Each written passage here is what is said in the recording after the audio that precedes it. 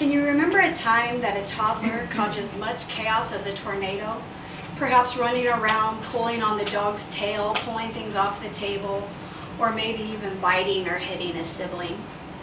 Or maybe can you think of a time when you or someone you knew was slow as a snail getting up for school? Maybe it was the day after Halloween, or maybe there'd been a long sleepover over the weekend, or perhaps a storm had kept you up at night. Either way, you were slow and sluggish to get up and get around. My question is how did the caregiver react in that situation? Did they offer a learning moment, perhaps for some time management skills and how to go about that, or practicing soft and nice touches with our friends and with our animals with the toddler? Or did they spank just to control the behavior? And was the child's reaction similar to this, having been sad and perhaps in pain? Spanking has been defined in a dissertation at the Georgia State University as the intention of causing a child to experience pain but not injury for the purpose of correction or controlling the child's behavior. Spanking has been shown to have negative outcomes and should not be used in social correction in children. Do you remember a time when you were punished where perhaps a learning experience may have benefited more? Maybe you hit your friend and you were spanked for that action. But did you really learn why you shouldn't hit your friend? Did you learn that it hurt them and caused them pain and therefore we shouldn't hurt our friends? Or did you just learn that you got spanked and it caused you pain and therefore you didn't create the behavior again? Physical punishment can have long-term negative effects and should be discontinued. More effective learning tools to correct behaviors have a more positive outcome for the future.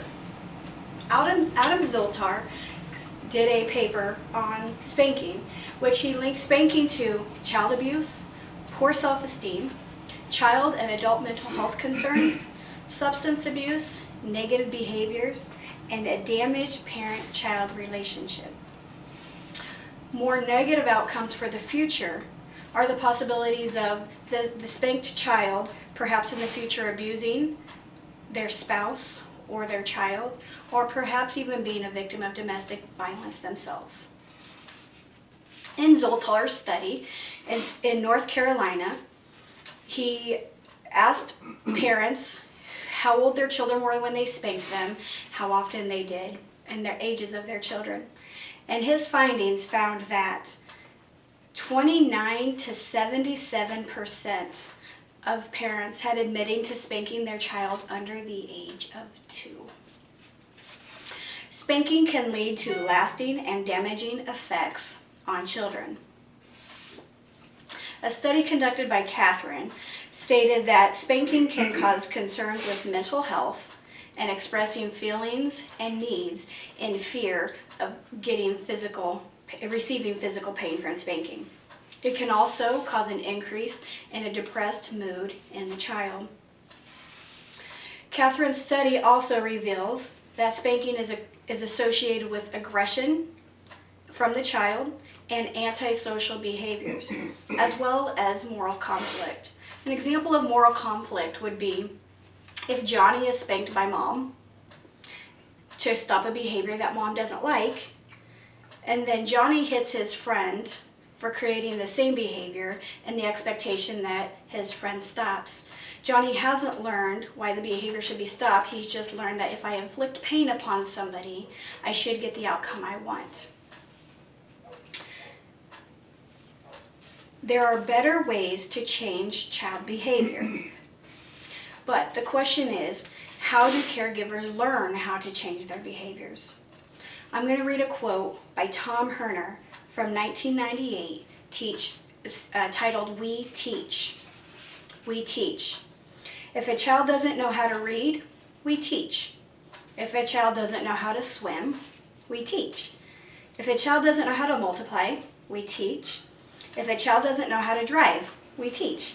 If a child doesn't know how to behave, we teach, we punish. Why can't we finish the last sentence as automatically as we do the others? Home visiting programs have been proven to help parents replace spanking with positive discipline, therefore showing improved behavior from the child.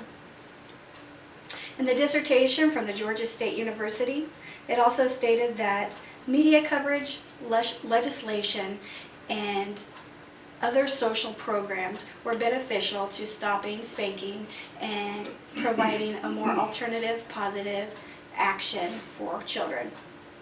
The Department of Health and Human Services has a rules compliance checklist that they use for children's service licensing. Number 30 on that list deals with discipline. This is for caregivers registered through the state and the rules that they must comply by. The discipline that they agreed to not use, it includes spanking, slapping, and punching, therefore given a reliable basis that it is not a reasonable form of redirection for children. I hope you see why spanking has been shown to have negative outcomes in children. Spanking has long-term negative and adverse effects and should be discontinued. Social supports can help caregivers develop learning tools to help correct behavior and create a more positive future for children. If you were a child and you had a negative behavior, perhaps you hit your sister, perhaps you lied and got caught, or perhaps you said a bad word, would you prefer to have physical punishment causing pain and making you feel like this? Or would you rather have appropriate and positive behaviors modeled for you to learn how to follow after?